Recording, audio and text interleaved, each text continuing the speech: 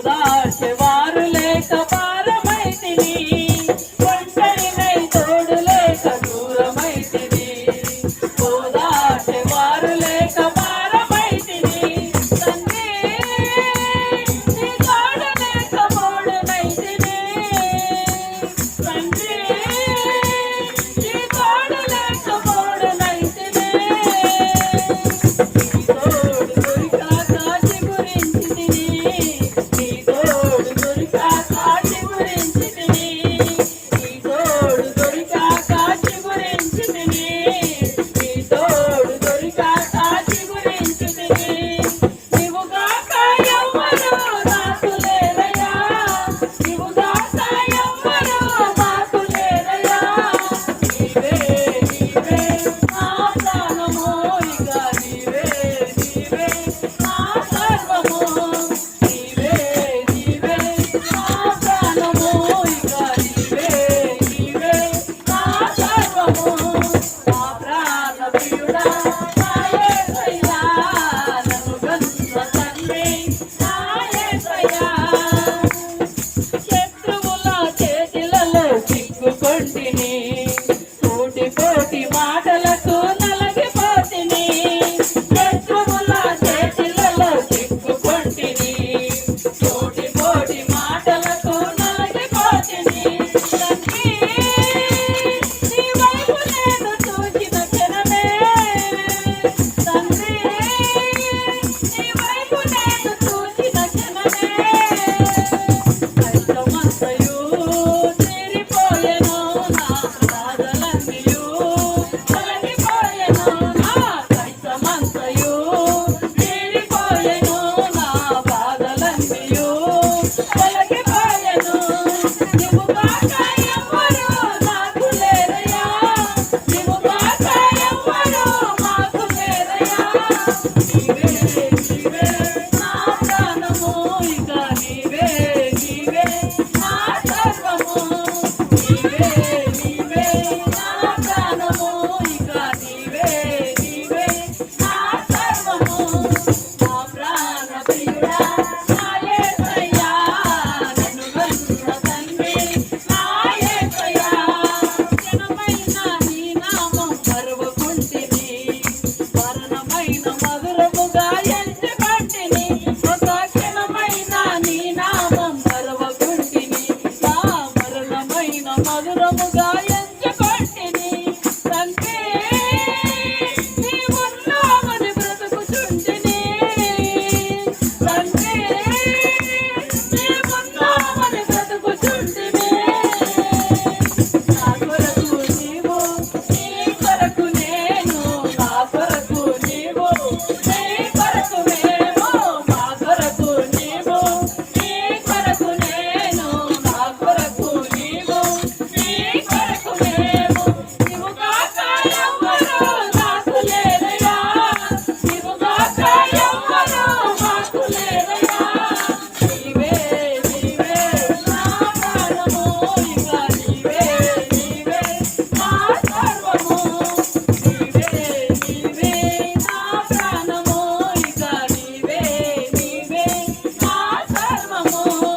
నా ప్రాణ ప్రియుడా నా యేసయ్యా, నన్ను కన్న తండ్రి నా యేసయ్యా.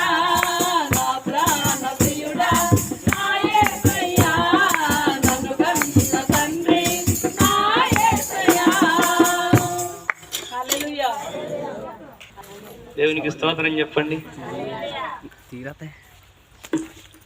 ప్రియులారా, ఈరోజు శ్రేష్టమైన మంచి సమయంలోనికి మనం వచ్చాం. వాతావరణాన్ని దేవుడు అనుకూలపరిచినట్టుగా అందరూ మోకరించి ప్రార్థన చేద్దాం. ప్రభువా, కొంచెం చల్లటి వాతావరణాన్ని మాకు దయచేయ. ప్రశాంతంగా నీ వాక్యం వినడానికి మంచి వాతావరణాన్ని మీరు దయచేయండి ప్రభువా. మీ మెల్లని స్వరముతో మీరు మాతో మాట్లాడండి. మీరు మాట్లాడితే మా జీవితాలలో, మా కుటుంబాలలో మేము ఆశీర్వాదాన్ని చూస్తాం. నువ్వు ఒక్క మాట పలికితే చాలయ్యా, మా జీవితాలలో మేము ఆనందం చూస్తాం. నిజంగా ఈ లోకానందం మాకు వద్దయ్యా, నీలో ఆనందించే కృప మాకు దయచే ప్రభా. అయ్యా, మేఘములను పంపించి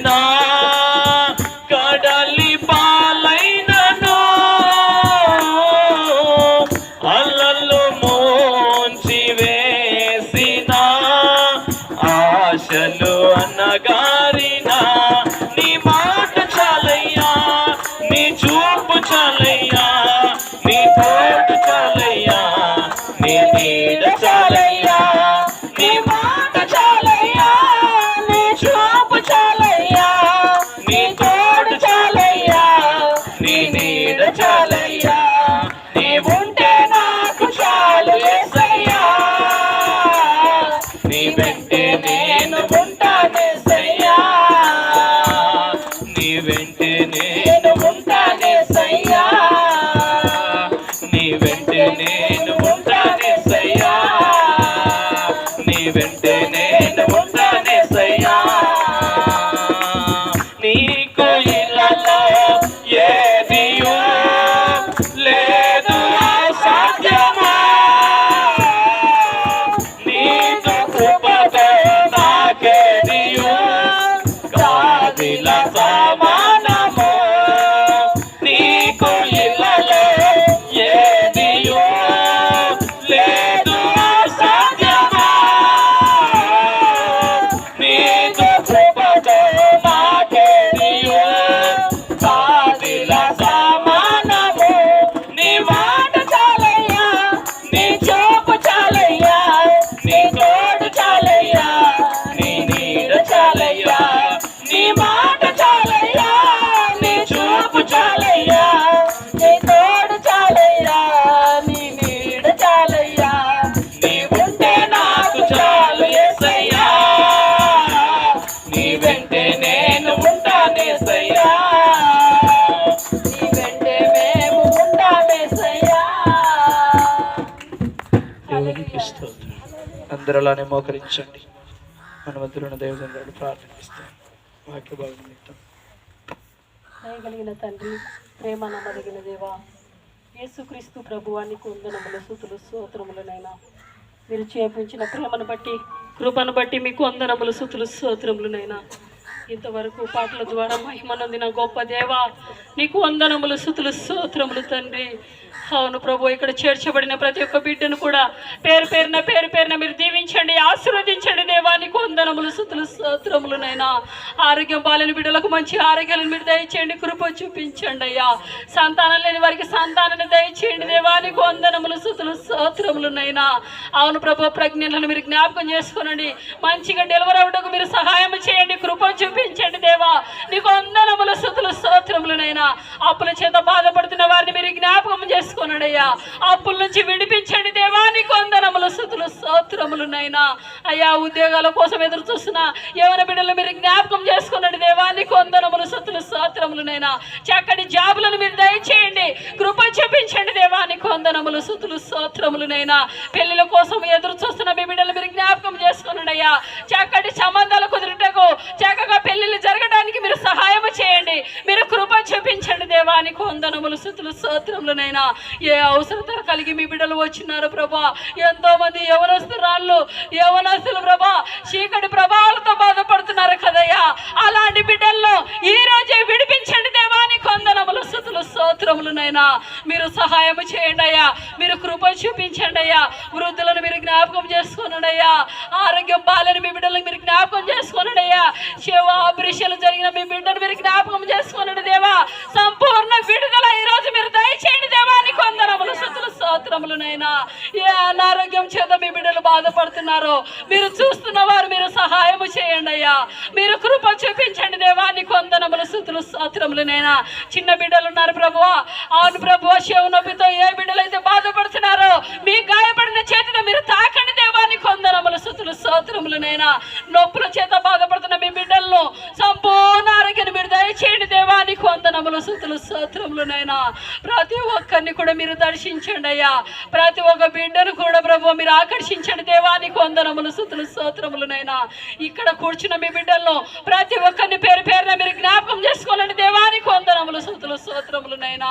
పెద్దలు ఉన్నారు ప్రభా, పెద్దలు మీరు జ్ఞాపకం చేసుకోనండి అయ్యా. అవును ప్రభు, అవునైనా ఇక్కడనైనా సౌండ్ సిస్టాన్ని మీరు జ్ఞాపకం చేసుకున్నందుకు మీకు వందనములు స్తుతులు స్తోత్రములనైనా.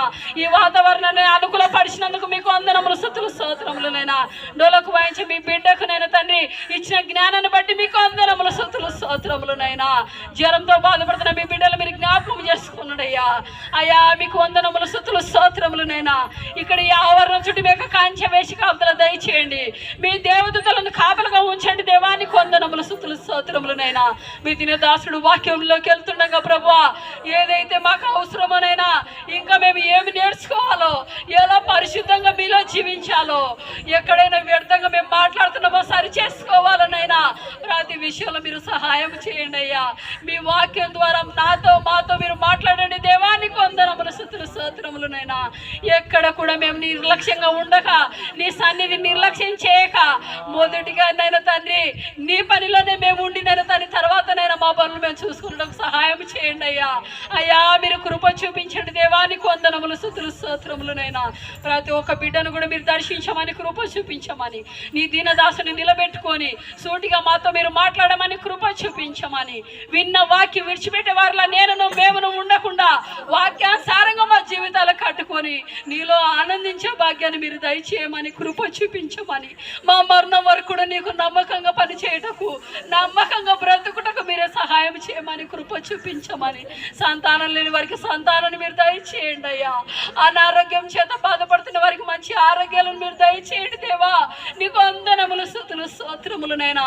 మేమందరం కూడా ప్రభువా నీలో ఆనందించుటకు, నీలో ఫలించుటకు, నీకు ఆనుకొని బ్రతుకుటకు మీరే సహాయం చేయమని, కృప చూపించమని, ఈ గ్రామానంతా కూడా మీరు మార్చమని, నిజమైన దేవుని, పరిశుద్ధుడైన దేవుని ఆరాధించే భాగ్యాన్ని ప్రతి ఒక్కరికి కూడా మీరు దయచేయమని, కృప చూపించమని, నాకు ఇచ్చిన ఈ అవకాశాన్ని బట్టి మీకు వందనములు స్తుతులు స్తోత్రాలు తెలియజేస్తూ నేను చేయి పాడుతున్న ఇక్కడే ఆగిపోకుండా నీ పాదాల దగ్గరికి చేర్చుకొని జవాబును మీరు దయచేయమని, కృప చూపించమని, మా ప్రభువును నజరేయుడైన యేసుక్రీస్తు నామములో అడిగి వేడుకుంటున్నాను తండ్రి. ఆమేన్. ఆమేన్. చేరువచ్చిన మీ అందరికీ నా యొక్క ప్రత్యేకమైనటువంటి నా హృదయపూర్వక వందనములు తెలియజేస్తున్నాను. ప్రియులారా, ప్రియ సహోదరి సహోదరులారా, పరిశుద్ధ గ్రంథంలో నుండి కొన్ని సంగతులు మనం ధ్యానం చేద్దాం. ఈరోజు వాక్యం చదువుతున్నప్పుడు మీరందరూ కూడా బైబిల్ తెరిచి అందులో ఉన్న సత్యవాక్యాన్ని మీరు చదువుతూ కూడా ఆ వాక్యాన్ని అర్థం చేసుకోవాలని నేను జ్ఞాపకం చేస్తున్నాను. కీర్తనల గ్రంథం 23వ అధ్యాయం, కీర్తనల గ్రంథం 23వ అధ్యాయం మొదటి వాక్యాన్ని అందరం కలిసి చదువుదాం. కీర్తనల గ్రంథం 23వ అధ్యాయం మొదటి వాక్యం. యెహోవా నా కాపరి, నాకు లేమి కలుగదు చాలు. ప్రియులారా, యేసయ్య నామానికి స్తుతి కలుగును గాక, యేసయ్య నామానికి మహిమ కలుగును గాక, యేసయ్య నామానికి ఘనత కలుగును గాక. మంచి వాతావరణాన్ని ఇచ్చిన యేసయ్య నామానికి స్తుతి స్తోత్రం మహిమ ఘనత ప్రభావములు చెందును గాక. ఈరోజు తల్లి చెల్లి అక్క అన్న దేవుని మాటలు మనం వింటూ ఉన్నాం. 12:15 ప్రార్థన కొడుకు ముగించడం జరుగుతుంది. అయితే ఈ కొద్ది నిమిషాలు మనం మనసు పెట్టి దేవుని మాటలు విందాం. అక్కడ రాయబడినటువంటి మాటను మనం నిదానంగా చదువుదాము. యెహోవా నా కాపరి. నిదానంగా చదువుదాం, ఇంకా నిదానంగా, ఇంకా మీకు ఎంత నిదానం వస్తుంది. యెహోవా నా కాపరి. మరలా నిదానంగా చదువుతారా దాన్ని? యెహోవా నా కాపరి, నా కాపరి, కాపరి. ఇక్కడ దేవుడున్నాడు, మనమున్నాము. ఆయన ఏమై ఉన్నాడో అక్కడ రాశాడు. ఆయన ఏమై ఉన్నాడో ఆ మాటను అక్కడ రాశాడు. ఆయన కాపరి ఉన్నాడు. ఎవరికి? నా కాపరి. చప్పలు కూడా దేవుని నామాన్ని మహిమపరచండి. హల్లెలూయా. కాపరి, నన్ను కాచేవాడు, నన్ను కాపాడేవాడు, నన్ను పోషించేవాడు. నాకు వ్యాధి వచ్చినా, నాకు బాధలు వచ్చినా, నాకు సమస్య వచ్చినా అందులో నుండి విడిపించేవాడు నా కాపరి. దేవునికి స్తోత్రం. నాకు మంచి కాపరి ఉన్నాడు. ఆ మంచి కాపరి గురించి మీ అందరికీ కూడా ఈరోజు తెలియజేస్తున్నాను. ప్రాణం పెట్టిన మంచి కాపరి, నా కోసము మహిమను విడిచిపెట్టి భూలోకానికి దిగి వచ్చిన మంచి కాపరి, నన్ను ప్రేమించిన మంచి కాపరి. చప్పట్లు కొట్టి దేవుని నామాన్ని మహిమపరచండి. ఇంత మంచి కాపరి మనకున్నాడు. అయితే ఈ కాపరి అడుగుజాడలలో మనము నడవాలని దేవుడు తన వాక్యం ద్వారా మాట్లాడుతున్నాడు. ఆయన కాపరిగా ఉన్నాడు, మనము ఆయన బిడ్డలుగా ఉన్నాము. అయితే ఆయన కాపుదలలో, ఆయన పరిధిలో మనం ఉండాలని. ఇప్పుడు కాపరి ఒక చాట ఉన్నాడంటే తన గొర్రెలు కూడా కన కాపరి ఆ అడుగు జాడలలోనే ఉండాలి. చేతి ఈత దూరంలోనే ఉండాలి. ఇక కాపరి పిలిస్తే వెంటనే పలికేటట్టుగా ఉండాలి. కాపరి ఏదైనా చెప్తే వినేటట్టుగా ఉండాలి. కాపరి మాటకు విధేయత చూపించే వ్యక్తిగా ఉండాలి. కాపరి ఇలా వెళ్ళు అంటే అలా వెళ్ళే వ్యక్తులుగా నువ్వు కాపరి మాట వినాలని దేవుని మాటల ద్వారా నేను జ్ఞాపకం చేస్తాను. యోహాను సువార్త 10వ అధ్యాయం 1వ వాక్యం చదవండి. యోహాను సువార్త 10వ అధ్యాయం 1వ వాక్యం. యోహాను సువార్త 10వ అధ్యాయం 1వ వాక్యం బిగ్గర చదువున్నాను.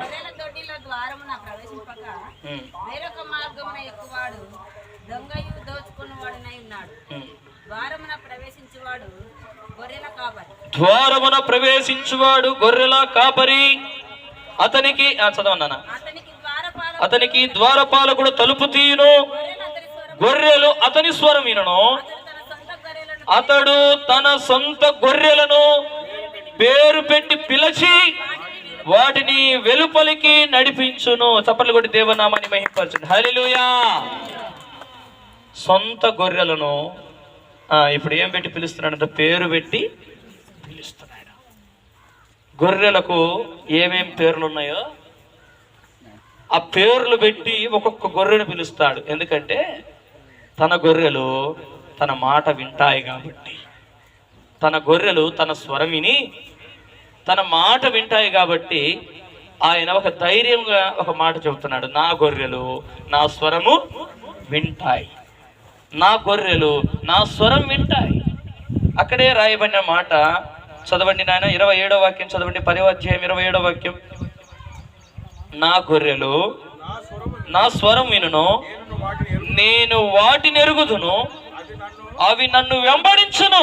ఈ గొర్రెలు వెంబడించే గొర్రెలు, కాపరిని వెంబడించే గొర్రెలు, కాపరి ఎలా చెబితే అలా వినే గొర్రెలు. ఇప్పుడు రండి మన మనసులోనికి మన భాగంలోనికి తీసుకుందాం. యెహోవా మరలా చెప్పండి, నా కాపరి. బిగ్గరగా చెప్తారు ఈ మాట? మరి బిగ్గరగా చెప్తారా? నేను బిగ్గరగా చెప్పమన్నాను, అరిసి చెప్పమన్నాను. యెహోవా నా కాపరి. దేవునికి స్తోత్రం. ఇప్పుడు చెప్పండి, యెహోవా ఇప్పుడు ఎవరన్నారు? కాపరి అన్నారు. నా కాపరి అన్నారు. నిజంగా యెహోవా నీ కాపరినా? ఆయన కాపరిగా ఉన్నాడు. నువ్వు ఆయన కాపుదలలో ఉన్నావా? ఆయన మాట వింటున్నావా? ఆయనకు లోబడుతున్నావా? ఆయన కొరకు బ్రతుకుతున్నావా? ఆయన కొరకు జీవిస్తున్నావా? ఆయనకు మహిమ తెచ్చేటట్టుగా ఉన్నావా? లేదా ఆయన నామానికి అవమానం తెచ్చేబిడ్డగా ఉన్నావా? నా కాపరి అని అంటున్నావు. ఇప్పుడు నువ్వు తప్పిపోతే ఆ మాట ఎవరికి వస్తుంది? గొర్రె తప్పిపోతుంది. పోయి గొర్రెకాడికి పోయి అడుగుతాడా? ఆ పొలంలో వేరొక పొలంలో పోయి మేస్తా ఉంది, మేము వేసిన పంట అంతా తినేసిందయ్యా అని ఎవరి దగ్గరికి వస్తారు? నేరుగా కాపరి దగ్గరికి వచ్చి దండిస్తారు. అంటే తప్పు చేసింది ఎవరు? తప్పు చేసింది గొర్రె, కానీ దండించేది ఎవరిని? కాపరిని. ఇప్పుడు చెప్పండి, నా కాపరి అని నువ్వు అంటున్నావు, కానీ నువ్వు తప్పిపోయిన ప్రతిసారి ఎవరికి మాట వస్తుంది? నువ్వు పొరపాటు చేసిన ప్రతిసారి ఎవరికి మాట వస్తుంది? నువ్వు నోరు జారిపోయిన ప్రతిసారి ఎవరికి మాట వస్తుంది? పిల్లారా చూడండి, ఇప్పుడు నా కాపరి అన్నావు, నీ కాపరికి నువ్వు అవమానం తెచ్చే మాటలు ఎన్నిసార్లు మాట్లాడలేవు? నా కాపరి అన్నావు, నీ కాపరికి నిందలు అవమానాలు తెచ్చేవి ఎన్నిసార్లు లేవు? నా కాపరి అంటున్నావు, నీ కాపరికి మహిమ తెచ్చేటట్టుగా ఉండాలి. నిజంగా గొర్రెను చూస్తే ఈ గొర్రె కాపరి ఎవరయ్యా? ఆ గొర్రె మంచి బలంగా ఉండి, అది పుష్టిగా ఉండి, అది సంతానాభివృద్ధి చెంది పెద్ద మందలుంటే ఆ మందలను చూసి ఈ కాపరి మంచి కాపరి ఉంటుంది, ఆయన చక్కగా మేపేవాడు అంటున్నాడు, ఆయన చక్కగా చూసుకునేటట్టున్నాడు, అందుకే ఈ మంద విస్తరించింది. తప్పని కూడా దేవనామని మహిమపరచండి. ఇప్పుడు మందను బట్టి, గొర్రె ఉండే విధానాన్ని బట్టి, గొర్రె ఉండే పరిస్థితిని బట్టి గొర్రెల కాపరికి మంచి పేరు. దేవునికి స్తోత్రం. ఇప్పుడు మనములను బట్టి మన నిజమైన గొర్రెల కాపరైన యేసుక్రీస్తు ప్రభువుకి ఏం రావాలి? మహిమ రావాలి. ఆ మాట చదవండి. 28వ వాక్యం చదవండి. నేను వాటికి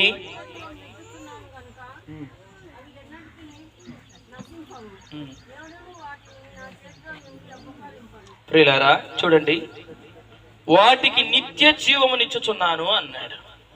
గొర్రెలకు నిత్య జీవము, నిత్య జీవము, నిత్యము నాతో జీవించే భాగ్యము నేను ఇస్తున్నాను. అవి ఎన్నడూ చనిపోవు. నన్ను వెంబడించే గొర్రెలు, నా స్వరం వినే గొర్రెలు, ఎన్నడూ కూడా మరణం లేదు. ఆ గొర్రెలకు నిత్య జీవము, నిత్యము జీవించే జీవితం. ఒక ఆయన వచ్చాడు, అయ్యా నిత్య జీవం కావాలంటే నేనేం చేయాలయ్యా అన్నాడు. ఇప్పుడు వచ్చినోడు ఏమని అడిగినాడు? మీరు నేను చెప్పిన మాట మీరు మళ్ళీ నాతోనే చెప్పండి. ఏం చెప్పినాడు? నిత్య జీవం కావాలయ్యా, నేనేం చేయాలి అన్నాడు. అయితే నిత్య జీవం కావాలంటే దేవుడు ఏమి చెప్పాడో ఆ మాట చేయాల్సిందే. ఇంకా ఒకవేళ చెయ్యకుండా ఎనికిపోతున్న వ్యక్తిగా ఉండకూడదు. ఇప్పుడు అడిగినాడు కదా, నిత్య జీవం కావాలంటే నేనేం చేయాలి? నీ తల్లిదండ్రులను సన్మానించుము అన్నాడు. నీ తల్లిదండ్రులను సన్మానించుము, ఆజ్ఞలు పాటించుము అంటే ఇవన్నీ నేను చిన్నప్పటి నుండి పాటిస్తూనే ఉన్నానయ్యా. అయితే ఇంకా నాకేమన్నా కొదువు ఉంటే చెప్పయ్యా అన్నాడు. ఇంకా నాకు కొదువు ఉంటే చెప్పు అన్నాడు. చెప్పమని చెప్పినప్పుడు దేవుడు ఏం చెప్పినాడంటే, ఆస్తి ఉంది కదా, నీ ఆస్తి అమ్మి బీదలకు ఇచ్చేసే అన్నాడు. ఆస్తి మీద ఎంతో ఆశ ఉంది ఆయన. నిత్య జీవం పొందుకోవాలని ఒకవేళ ఆశ ఉంది, ఇంకొక వల్ల ఆస్తి మీద ఆశ ఉంది.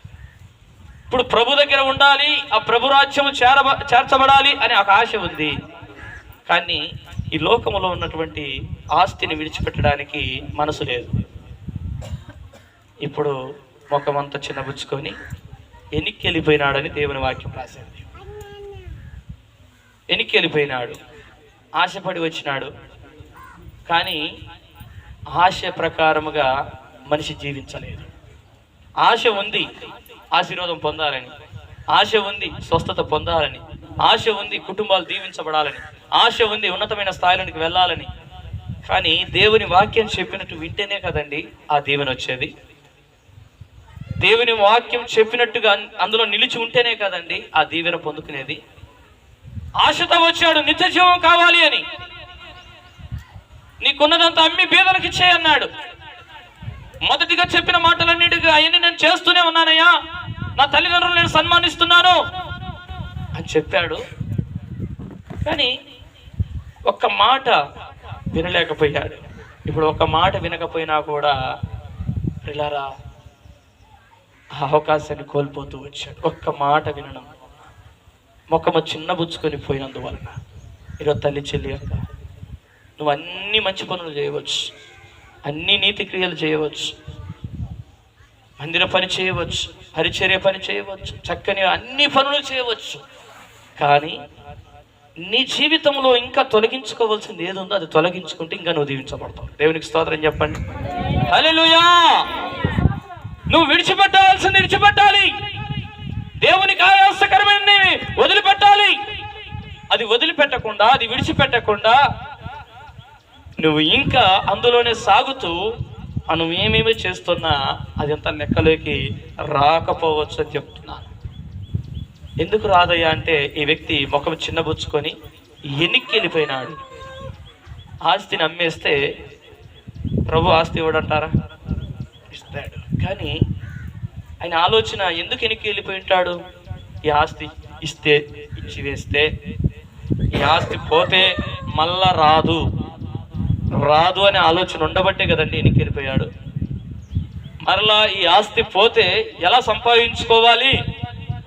ఈ రోజుల్లో ఈ మందిర పరిచర్యలో, ఈ స్వార్థ సేవ పరిచర్యలో వారికి ఉన్న దాంట్లో నుండి దేవుడు మాకు ఇస్తాడు ఒక నిరీక్షణతో, మాకు దేవుడు సహాయం చేస్తాడు ఒక ఆశతో ఎంతోమంది తన విలువైన శ్రేష్టమైన తన కష్టార్జితాన్ని తీసుకొని దేవుని పరిచర్యలో ఖర్చు పెడుతూ వచ్చారు. దేవునికి స్తోత్రం. హల్లెలూయా. ఎంతో విలువైనది. ఎందుకు ఈ మాటలు చెప్తున్నానంటే ధారాళంగా ఇచ్చేవారు కూడా ఉన్నారు. ధారాళంగా దేవుని కోసం ఖర్చు పెట్టే వాళ్ళు ఉన్నారు. కొరింథీయులకు రాసిన పత్రికలోనికి రండి, ఆ భాగం చూపిస్తాను. కొరింథీయులకు రాసిన పత్రికలో అక్కడ ధారాళంగా ప్రభు కోసము ఖర్చు పెట్టేవారు మనకు కనపడతారు.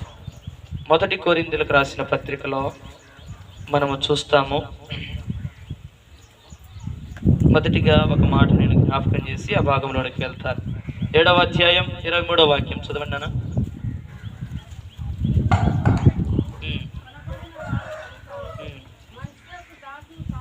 ప్రియులారా, విలువ పెట్టి కొనబడిన వారు,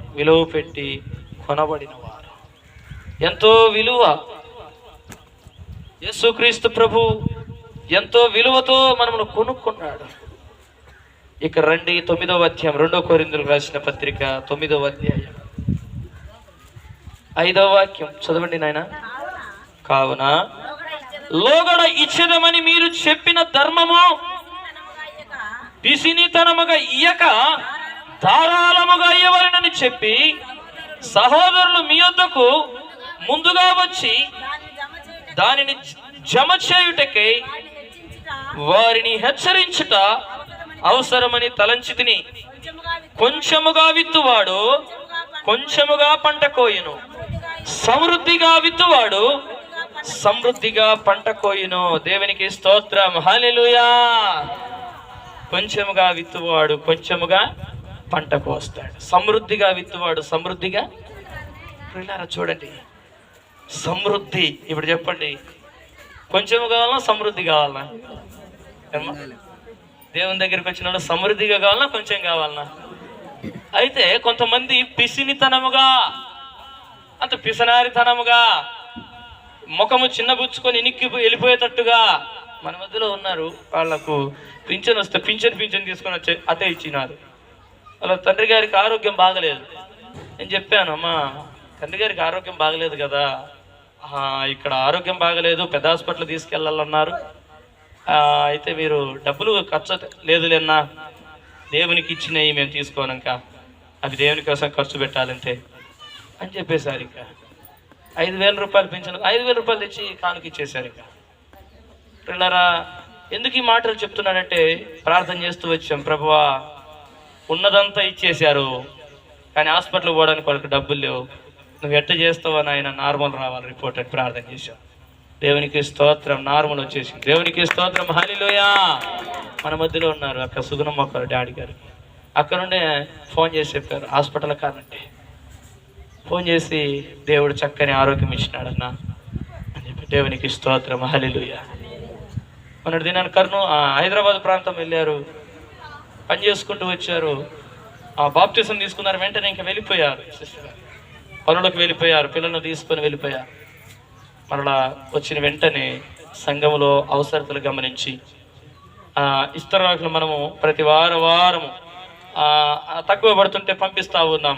అలా కాకుండా నేను ఇస్తరాకులకు 2,000 రూపాయలు డబ్బులు ఇస్తానని అందించి ఇచ్చింది.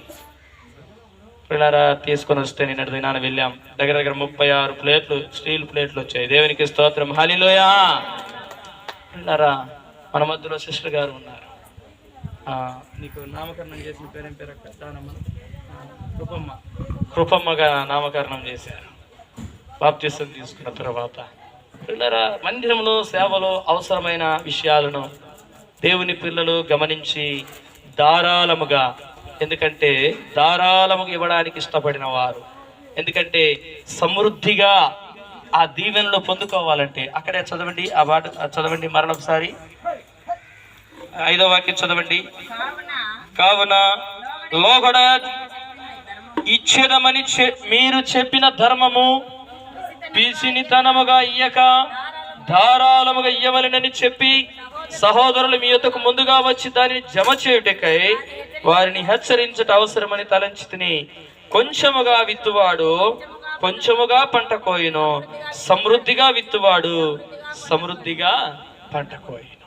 ప్రియులారా, కోటపల్లి నుండి వచ్చినటువంటి ఆంగ్లోలు కూడా ప్రతిసారి చెప్తుండేవారు, అమ్మ చెప్తుండేవారు, అన్న దగ్గర డబ్బులు లేవు కానీ నేను కష్టపడి మిగిలిచి దాంట్లో నుండి మైకులకు 3,000 తెచ్చి ఇవ్వాలనుకుంటున్నానన్నా. దేవునికి స్తోత్రం అని చెప్పాను, ప్రార్థన చేశాను. అయితే పనికి వెళ్తుందంట, కానీ కూలి ఇంకా తక్కువ పడిందంట. ఇంకా దగ్గర 1200 తక్కువ పడిందంట. నాకు మందిర సేవకు ఎంత ఇస్తానని ఒప్పుకుంది, 3000 రూపాయలు ఇస్తానని ఒప్పుకుంది. మేము బలవంతం కదా, ఆమె ఒప్పుకుంది, చెప్పింది 3000 ఇస్తానన్నా అని చెప్పింది. మేము ప్రార్థన చేస్తూ ఉన్నాము. అయితే 1200 తక్కువ పడిందని అంకుల్ దగ్గర అప్పు చేసి 3000 జమ చేసి తెచ్చిచ్చింది. దేవునికి స్తోత్రం, హల్లెలూయా. ఎందుకు ఈ మాటలు చెప్తున్నానంటే, ఆ సమృద్ధి అయిన దీవెనలు పొందుకోవాలని ఆశ కలిగి, దేవుని పని జరగాలని ఆశ కలిగి, దేవుని కొరకు ఏదో ఒకటి నేను పని చేయాలి. మొన్నటి వారం అందరూ ఆ రూమ్లో ప్రార్థన పెట్టుంటే మొత్తం ఫుల్ అయిపోయినారు. ఆ ఫుల్ అయిపోయి ఉంటే కుర్చీలు కూడా కూర్చోక మేము ప్రార్థన లోపల చేస్తుంటే బయట కూడా చాలా మంది నిలబడుకొని ఉన్నారు కుర్చీలు లేక. అయితే మన మధ్యలో ఉన్న సిస్టర్ గారు నవీన్ వాళ్ళ అమ్మ ఏం చేసిందంటే, 2 కుర్చీలు తీసుకొని, మేము ఇంటికి వెళ్తే ప్రార్థన చేసి, అన్న 2 కుర్చీలు తీసుకొని ఉన్నాను అని చెప్పి. దేవునికి స్తోత్రం, హల్లెలూయా. ప్రియులారా, మందిర సేవలో పేదలే బీదలే కానీ దేవుని కోసం ధారాళంగా ఖర్చు పెట్టేవారు ఉన్నారు. దేవుని కోసము ధారాళంగా దేవుని కోసం ఖర్చు పెట్టేటోళ్ళు ఉన్నారు. ఎందుకంటే దేవునికి ఇస్తే దేవుడు నాకు ఇస్తాడంతే, ఈ నమ్మకం. నీ ఆస్తినంతా అమ్మి బీదలకి ఇచ్చేయి అంటే ఏం చేశాడు? మోకము చిన్నబిచ్చుకొని వెనక్కి వెళ్ళిపోయినాడు. ఆశ ఏమైనా ఆశ కలిగి వచ్చాడు? నిత్య జీవము నేను పొందాలని ఆశ కలిగి వచ్చాడు. తల్లి, చెల్లి, అక్క, అన్న, ఎందుకు ఈ మాటలు నేను జ్ఞాపకం చేస్తున్నానంటే, మనము హృదయపూర్వకంగా దేవుని వెంబడించాలి. హృదయపూర్వకంగా మనం దేవుని వెంబడించాలి. వెంబడించిన మనము క్రియల రూపంగా క్రియలు కూడా కనపడాలి, ఆ పని కూడా కనపడాలి, ఆ ప్రార్థనా జీవితం కూడా కనపడాలి. ప్రార్థన ఉండాలి, విశ్వాసం ఉండాలి, తర్వాత ఆ క్రియలు కూడా ఉండాలి, పని జరిగించిన విధానం కూడా ఉండాలి. ఉదయకాల సమయంలోనే వచ్చేసారు, బండలన్నీ శుభ్రపరిచేశారు, ఇక్కడంతా శుభ్రపరిచారు. అయితే ఇంట్లో ఉన్న 2 కుర్చీలు కూడా తీసుకొని ఇక్కడ వేశారు. దేవునికి స్తోత్రం, హల్లెలూయా. ఎందుకంటే ఎందరో ముసలి వారు, తగ్గిన వారు వస్తారు, వాళ్ళు కింద కూర్చోలేకపోతున్నారు. కనీసం కొద్ది నిమిషాలైన దేవుని మాటలు వినాలని ఆశ.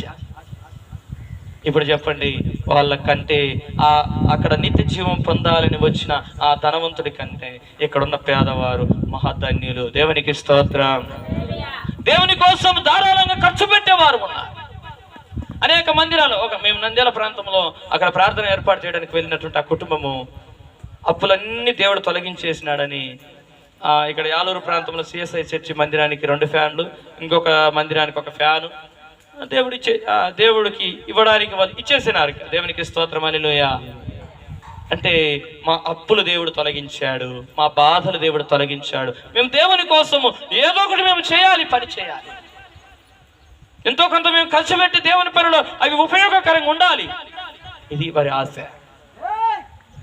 ఆ కుటుంబాలు దీవించబడక మానవు, దేవుని కోసము ధారాళంగా ఖర్చు పెట్టినవా. ఎందుకంటే వారికి ఆశ ఒకటి, నా దేవుడు నన్ను దీవిస్తాడు, నా దేవుడు నన్ను ఆశీర్వాదిస్తాడు, నా దేవుడు నన్ను ముందుకు నడిపిస్తాడు, ఎందుకంటే ఆయన నా కాపరి. ఇప్పుడు చెప్పండి, యెహోవా నా కాపరి. ఇప్పుడు మనము విలువ పెట్టి కొనబడిన వారమని 1 కొరింథీయులకు రాసిన పత్రిక 7వ అధ్యాయం 23వ వాక్యంలో చదువుతున్నాం. విలువ పెట్టి కొనబడిన వారు. ఏ విలువతో? యేసయ్య రక్తము చాలా విలువైనది. విలువైన రక్తంతో మనల్ని కొనుక్కున్నాడు, తన బిడ్డలుగా మార్చుకున్నాడు. ఆయన మనకు కాపరిగా, మన తండ్రిగా, మన స్నేహితుడిగా, మన బంధువుగా. దేవునికి స్తోత్రం. చప్పట్లు కొట్టి దేవుని నామాన్ని మహిమపరచండి. హల్లెలూయా. ఇప్పుడు ఆయన స్వరము వినే వ్యక్తులుగా మనం ఉండాలి. రండి, ఆ భాగంలోనికి రండి. కీర్తనల గ్రంథం 23వ అధ్యాయం 1వ వాక్యం. యెహోవా నా కాపరి. ఇంకా చదవండి మిగతాది.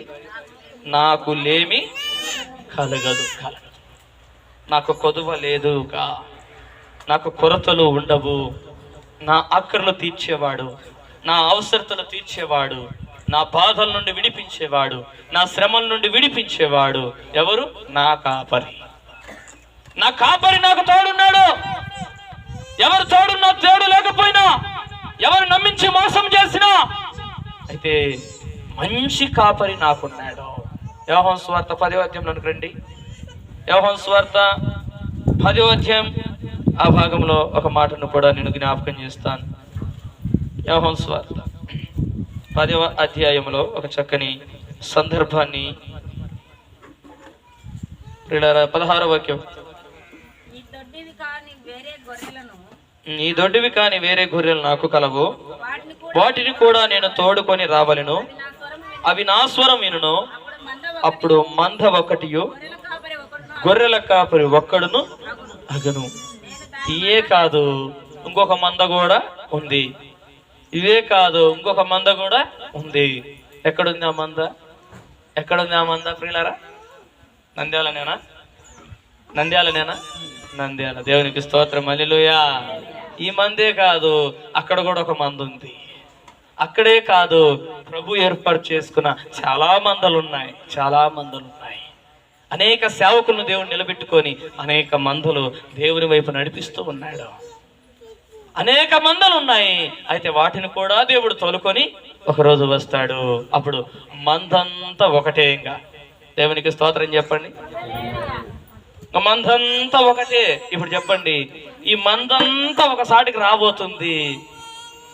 ఆ మందం చూస్తే ఈ మంద వందనాలు చెప్పారు, ఈ మందం చూస్తే ఆ మంద వందనాలు చెప్పారు.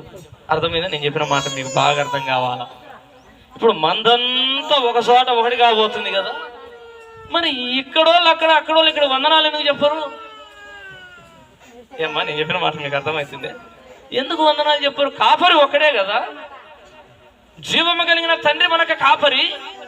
అయితే ఒక్కొక్కరు సేవకులను దేవుడు ఏర్పాటు చేసుకొని ఒక్కొక్క మందగా దేవుడు అలా తయారు చేశాడు. వీరందరూ సిద్ధపడి ఎక్కడికి చేరవలసిన వారు? ఒక చోటికి చేరవలసిన వారే. అయితే ఇక్కడ ప్రేమ లేకుండా, ఇక్కడ ద్వేషం కలిగి, ఇక్కడ అసూయ కలిగి, ఇక్కడ జీవించి అక్కడికి పోవాలంటే ఆ మందలో ఉండరు వాళ్ళు. ఇంకా ఈ మాట గుర్తుపెట్టుకోండి. ఆ మందలో ఉంటారని అనుకుంటారు కానీ ఆ మందలో ఉండరు. భేదములు కలిగిన వారు ఆ మందలో ఉండరు, కనపడరు. ఇంకా ఎవరైతే భేదములు కలిగి ఉంటారో, ఎవరైతే అసూయ కలిగి ఉంటారో, ఎవరైతే మత్సరము కలిగి ఉంటారో, ఎవరైతే ఈర్ష్య కలిగి ఉంటారో వారు ఆ మందలో, ఏ మందలో? ప్రభు మందలో కనపడరు. ఇక్కడ కనపడతారంతే, గుంపులు కనపడతారంతే, మైకులు తీసుకొని సాక్ష్యాలు చెప్తారంతే. ప్రభు అంటాడు, మీరెవరో నాకు తెలియదు అన్నాడు. ఒక మాట, అక్రమం చేయవారులారా అన్నాడు వారిని. అక్రమం ఉంది కాబట్టి మీరెవరో నాకు తెలియదు అనేసాడు. తలుపు వేసేసాడు.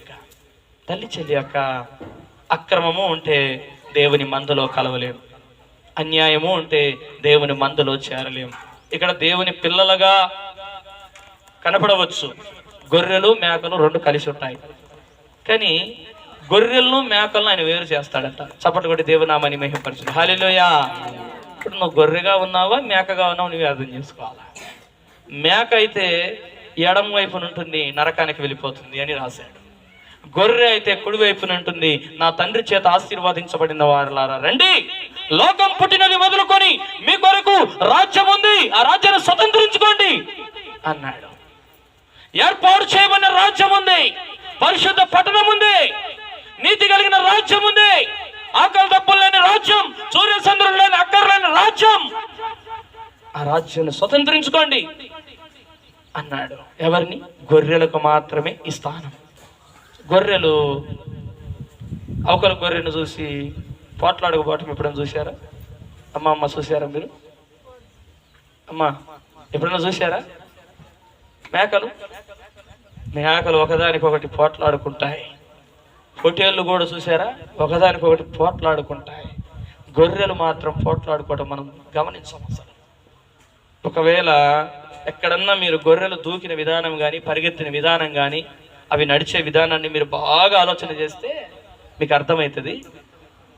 ఒక వ్యక్తి తాడు అలా ఇలా పట్టుకొని, అలా తాడు పట్టుకుంటే ఒక గొర్రె ఏం చేసిందంటే ఎగిరి దూకింది. రెండోసారికి ఆ తాడు తీసేశాడు. రెండోసారి వచ్చిన గొర్రె కూడా, మూడోసారి వచ్చిన గొర్రె కూడా, అక్కడ తాడు లేదు, ఆయన ఇది కూడా దూకుతా ఉంది, ఎగిరి దూకుతూనే ఉంది. అక్కడ తాడు లేకపోయినా వచ్చే గొర్రెలు మొత్తం ఎగురు దూకుతూనే ఉంది. ఎందుకంటే ముందు గొర్రె ఏం చేసింది? అక్కడ తాడు అడ్డం ఉండేది దూకింది, ఎగిరి దూకింది. అయితే నెక్స్ట్ వచ్చే గొర్రెలు కూడా తాడు గమనించవు, ఇంకంతే, ఇంక దూకే పనే.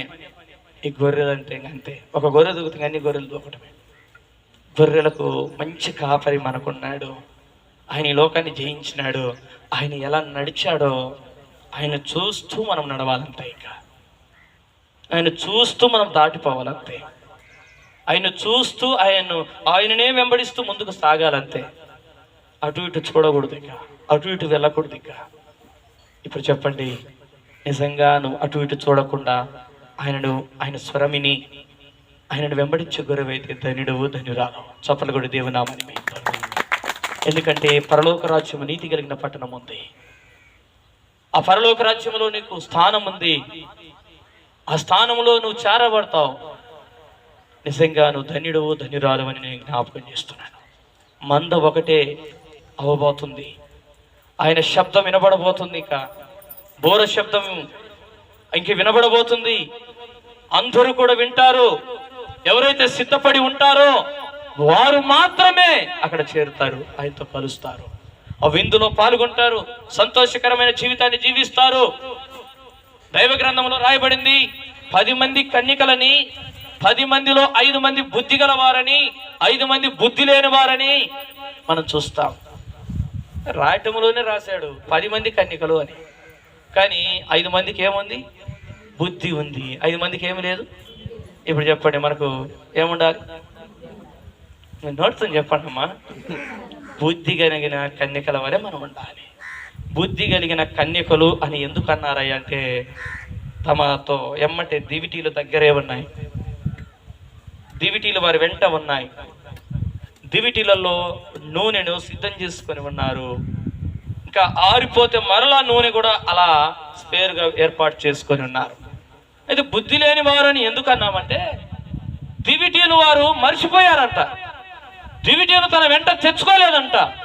చూసారా, దివిటీలు మన వెంటే ఉండాలి, ఇక మన ముందే ఉండాలి. ఇప్పుడు దివిటీలు ఎక్కడన్నా ఇదివరకు ఇప్పుడైనా కరెంట్ ఉంది.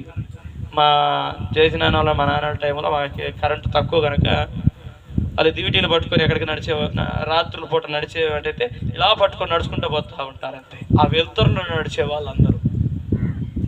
మాకు ఇంట్లో కూడా అనుభవం.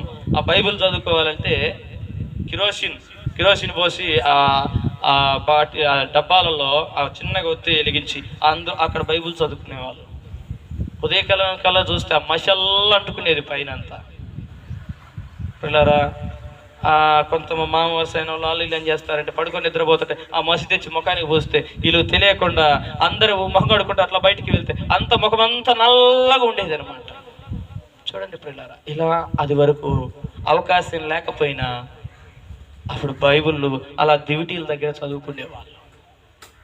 అవకాశం లేకపోయినా వాళ్ళు దివిటీలు పట్టుకొని వాళ్ళు చక్కగా ప్రయాణం సాగించేవాళ్ళు. రాత్రి అనక పగులనక వాళ్ళు ప్రయాసపడుతూ దివిటీలు అలా దగ్గర ఉంచుకునేవాళ్ళు. ఒకవేళ రాత్రి అయితే చీకట్లో నడవలసి వస్తే ఈ దివిటీని మేము వెలిగించుకోవాలి అని.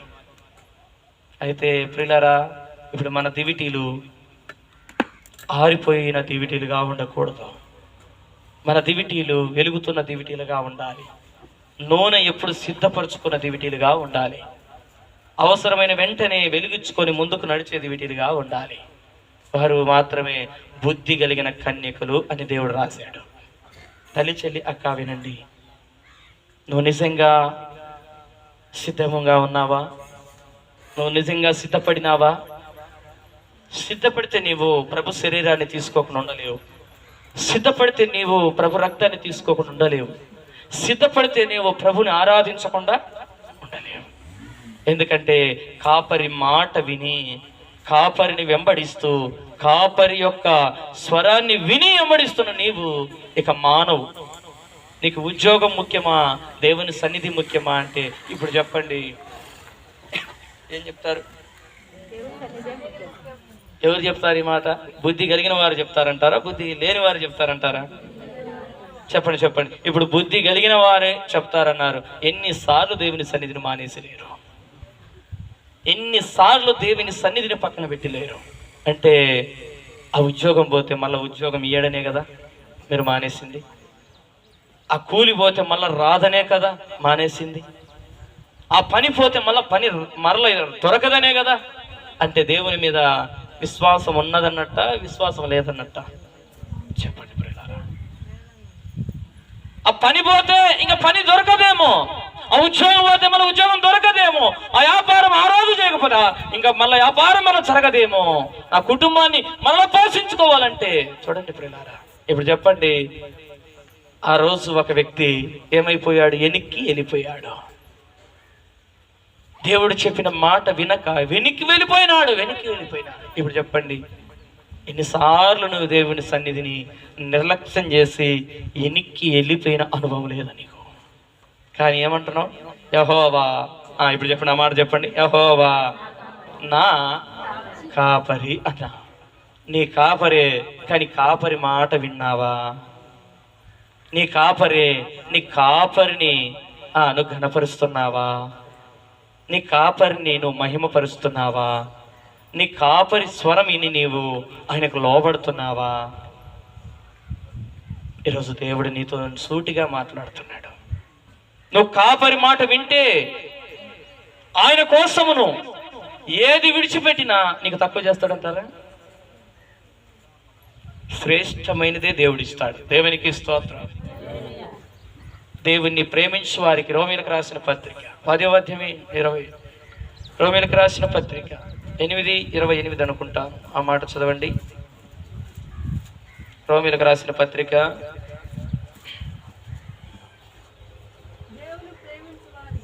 8వ అధ్యాయం 28వ వాక్యం. దేవుణ్ణి ప్రేమించు వారికి అనగా తన సంకల్పము చొప్పున పిలువబడిన వారికి మేలు కలుగుటకై సమస్తము సమకూడి జరుగుచున్నవని ఎరుగుదాం. చూసారా? దేవుని ప్రేమిస్తే ఇప్పుడు చెప్పండి, సమస్తము కూడా అన్ని సమకూర్చబడతాయి అంతే. చప్పట్లు కూడా దేవుని నామాన్ని మహిమపరచండి. హల్లెలూయా. ఈ గ్రామానికి సువార్తకు సేవ నిమిత్తం వచ్చినప్పుడు మేము ఒక్కొక్క కేజీ బియ్యం కొనుక్కొని ముందుకు సాగాం. ఆ కేజీ బియ్యాన్ని చూస్తూ, ప్రభువా ఇంతమంది ప్రార్థనకు వస్తున్నారయ్యా, చాలా సమయం అయిపోతుంది, దగ్గర ప్రార్థన అందరూ చేస్తారు, 2 అయిపోతుంది, అట్లనే వెళ్ళిపోతున్నారు, వాళ్ళకి భోజనాలు ఏర్పాటు చేద్దాం అనుకుంటున్నామయ్యా అన్నాం అని ఎన్నోసార్లు ప్రార్థన చేశాం. అయితే సంవత్సరం అయిందంట మా కోసం బియ్యం తీసిపెట్టి. మేము ప్రార్థన చేయబట్టి కూడా సంవత్సరం అయింది, కానీ మా దగ్గరికి రాలే. ప్రార్థన చేస్తున్నాము, ఇంకా సంవత్సరం పాటు నుండి ఇవ్వాలి అన్నోళ్ళకి తీసిపెట్టి తీసుకుపోవాలని కోటపల్లి నుండి సిస్టర్ వాళ్ళు ఇంకా బియ్యం తీసిపెట్టినారంట. ఒక రోజు ఇంకా తీసుకొని వచ్చేసాడు బ్రదర్. ఇంకా అన్నా నేను ఎక్కడన్నా మీరు ప్రార్థన పెట్టేది అక్కడికి తీసుకొని వచ్చాను, రెండన్నా బస్ స్టాండ్లో ఉన్నానన్నాడు. వస్తున్నామన్నా, ఇల్లు దర్శిస్తున్నామని అని చెప్పాం. వెళ్ళిన తర్వాత పైకి ఒక్కడే మోసుకొని వస్తున్నాడు. వద్దులేనా నాకు ఇయ్యన్నా, నేను మోస్తానంటే లేదు లేనా మోస్తాలేనా, ప్రార్థన చేయన్నా అని చెప్పాడు. ప్రార్థన చేశాం. ఆ రోజు నుండి ప్రారంభించబడింది భోజనాలు ఏర్పాటు చేయటం. ఈ రోజు వరకు దేవుడు అలా నడిపిస్తూనే వచ్చాడు. దేవునికి స్తోత్రం. హల్లెలూయా. ఈరోజు ఇంకా బియ్యము దగ్గర ఇంట్లో అయిపోని వచ్చినాయి. ఎట్లా ప్రభువా బియ్యము అయిపోని వచ్చినాయి నాయన అని ప్రార్థన చేసుకుంటా ఉన్న సిస్టర్ గారు అంటున్నారు, అన్న ఈ వారము నేను భోజనాలు ఏర్పాటు చేస్తానన్న. దేవునికి స్తోత్రం. హల్లెలూయా.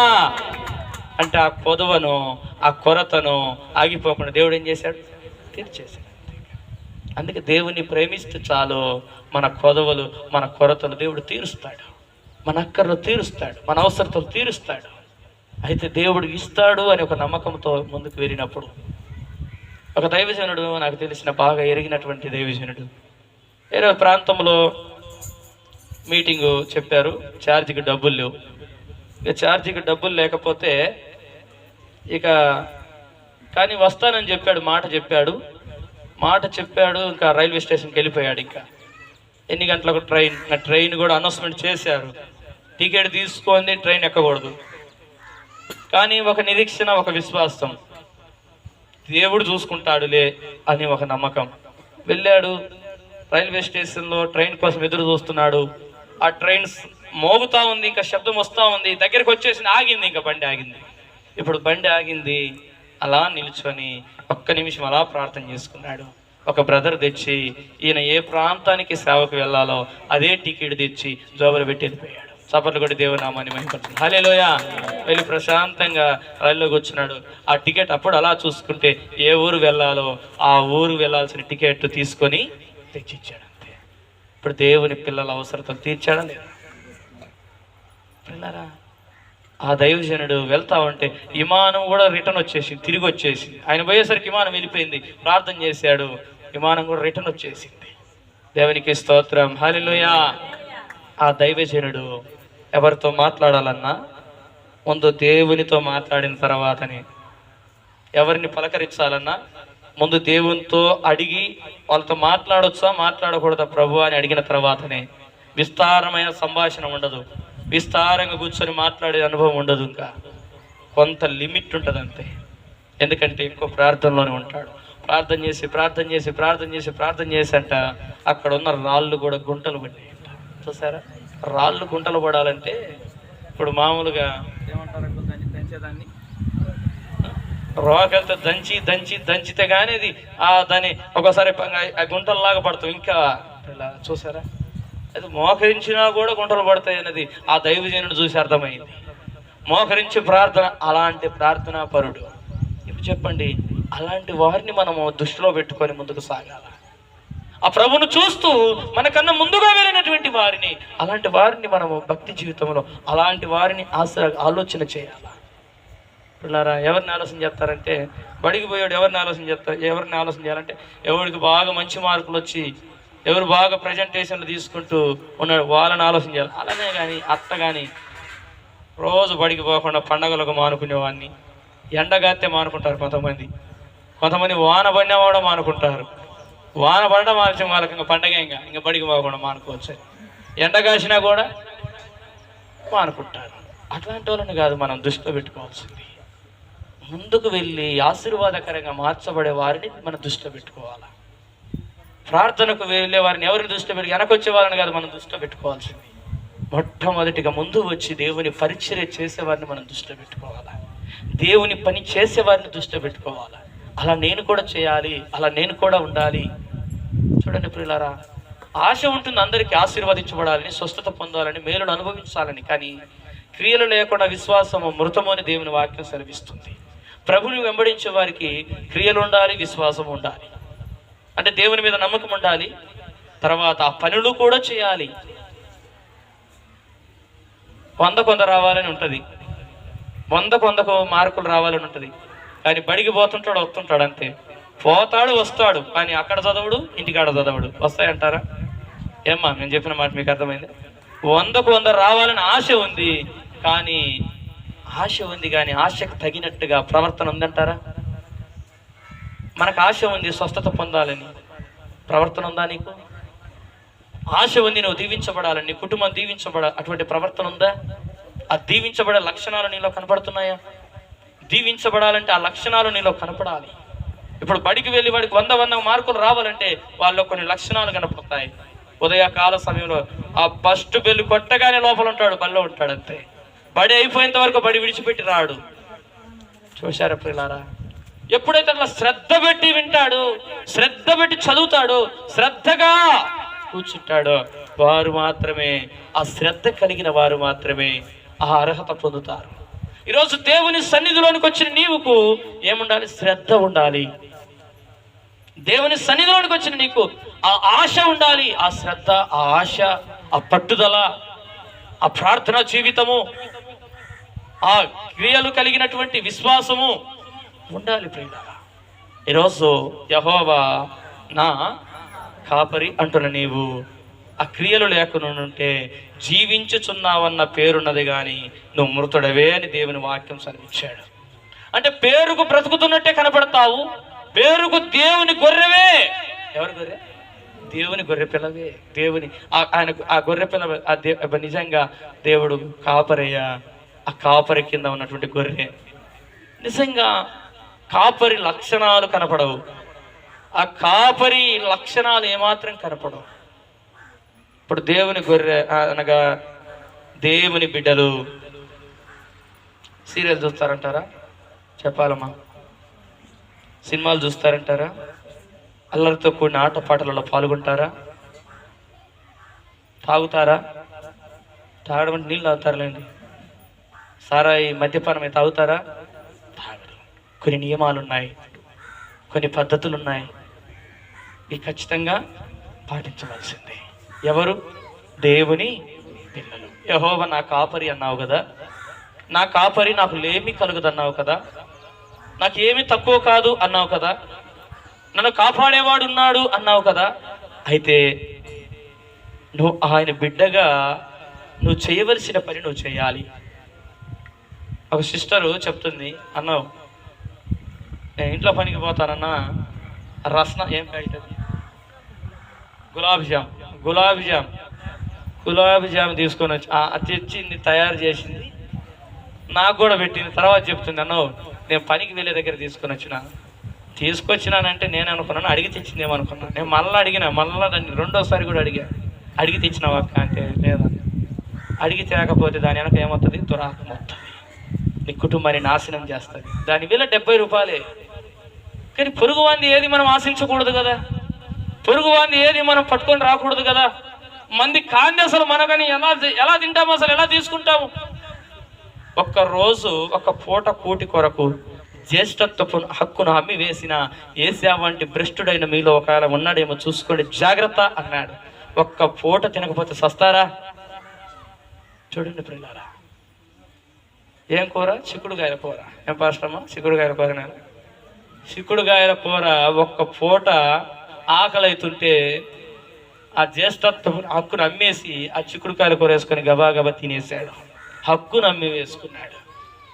చూడండి ప్రియులారా, ఈరోజు చాలామంది ఎంతో విలువైన రక్తంతో ప్రభు కడిగి తన బిడ్డలుగా మార్చుకొని తన సొత్తుగా మార్చుకుంటే, ఆయన ఎంతో విలువ పెట్టి నేను కొనుక్కుంటే, ఇప్పుడు చిన్న చిన్న విషయాలకు ఏమైపోతున్నారు? లోకంతో కలిసిపోతున్నారు. ఒక్క పూట ఒక 5 నిమిషాల సినిమాలు, 5 నిమిషాల సీరియళ్ళ కోసం, ఈ లోక సంబంధమైన ఆశల కోసం ఏమైపోతున్నారు? విలువైన రక్షణను కోల్పోతున్నారు, శ్రేష్టమైన రక్షణను కోల్పోతున్నారు. ఈరోజు చెప్పండి, ఏషా వంటి భ్రష్టుడైన మీలో ఒకవేళ ఉన్నాడేమో చూసుకోండి. భ్రష్టుడు అన్నాడు, భ్రష్టత్వంగా జీవించాడు. తర్వాత ఆశీర్వాదం పొందగోరి కన్నీళ్లు విడుచుచు ఎంతో బ్రతిమిలాడాడట, కానీ ఆశీర్వాదం పొందలేక పోయాడు. అవకాశం జారిపోయిన తర్వాత, అవకాశం దాటిపోయిన తర్వాత పిల్లారా ఎంతో కన్నీరు గార్చాడు, ఎంతో వేడుకున్నాడు, అవకాశము దొరకలేదు. అంకుల్ ఫోన్ తీయన్నా, ఫోన్ తీసి అన్నా అంటే తీసిచ్చాం కదా, ప్రార్థనలోనే గలవ చేస్తున్నది. పిల్లారా చూడండి, తల్లి చెల్లి అక్క, దేవుని మాటలు మనం వింటూ ఉన్నాం. దేవుని మాటల ప్రకారం మనం జీవించకుండా ఎంత భక్తి చేసినా దాని వలన ఏమాత్రం ఫలితాన్ని మనం చూడలేం. ఈరోజు నువ్వు నీతిమంతుడుగా పరిశుద్ధుడుగా నమ్మకస్తురాలుగా నువ్వు బ్రతకకుండా ఉన్నట్లయితే ఇది మిక్కిలి అనుకూల సమయం, ఇది రక్షణ దినం. నేను చూసి నిజంగా ఈ వ్యక్తి నీతి మార్గంలో నడిచే వ్యక్తి, నిజంగా ఈ వ్యక్తి నమ్మకమైన మార్గంలో నడిచే వ్యక్తి, నిజంగా ఈ వ్యక్తి ప్రభు కోసం బ్రతుకుతున్న వ్యక్తి, నిజంగా పరిశుద్ధుల లెక్కలో చేర్చబడిన వ్యక్తి, నిజంగా వీరు పరిశుద్ధులు, నిజంగా వీరు పరిశుద్ధులు. ప్రభు రక్తంలో కడగబడిన ప్రతి ఒక్కళ్ళు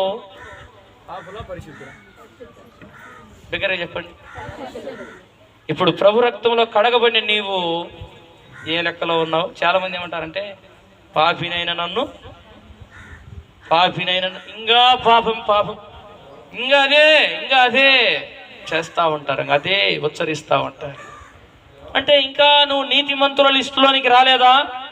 ఇంకా నువ్వు పరిశుద్ధుల లిస్టులోనికి రాలేదా? ఇంకా నువ్వు యథార్థవంతుల లిస్టులోనికి రాలేదా? ఇంకా నువ్వు నమ్మకమైన వ్యక్తుల మాదిరిగా నువ్వు మార్చబడలేదా? ఊజు దేశంలోనే ఏబున్నాడు. ఎవరంట? నీతిమంతుడు, న్యాయవంతుడు, యథార్థవంతుడు, దేవుని యందు భయభక్తులు. ఇప్పుడు నీ పేరు ఏబు కాడ తీసేసి నీ పేరు రాసుకుంటే ఆ పేర్లన్నీ నీకున్నాయా? ఏబు తన నోటి మాట చేత కనీసము దేవుణ్ణి దూషించలేదు. నిజంగా ఏబు ఆ పేరు అలా తీసేసి ఆ పేరు నీ పేరు అక్కడ రాసేస్తే నీ పేరు ఏదో అపలన సువార్తమ్మ నోటి మాట చేత కూడా దేవుణ్ణి దూషించలేదు. పిల్లరా చూసారా? అనుభవంలోనికి వచ్చేయాలి. వందనాలమ్మ. ఆ అనుభవంలోనికి వచ్చేసేయాలి. ఆ అనుభవంలోనికి రాకుండా నువ్వు ఎంత భక్తి చేస్తే లాభం ఏముంది? నువ్వు ఎన్ని కానుకలు ఇస్తే లాభం ఏమిటి? నువ్వు ఎన్ని దశమ భాగాలు ఇస్తే లాభం ఏమిటి? నువ్వు దేవుని కోసం ఏమేమో పని చేస్తున్నావు, నువ్వు లాభం ఏముంది?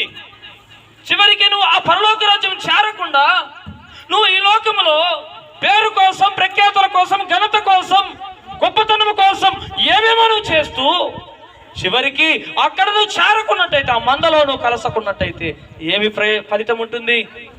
ఏమి ప్రయోజనం ఉంటుంది? ఇప్పుడు తల్లి, చెల్లి, అక్క అన్న వినండి, మన ప్రభువు పరిశుద్ధుడు, మనం కూడా ఎలా ఉండాలి అంతే, పరిశుద్ధత ఏమాత్రం లోపించకూడదు. నేను ముగిస్తాను, ఇక రెండవ ఆరాధన సమయం అవుతుంది. పరిశుద్ధత ఏమాత్రము మన లోపము, ఒకటే మాట ఈరోజంతా వాక్య ధ్యానం, యెహోవా. ఇప్పుడు చెప్పండి, నా కాపరి.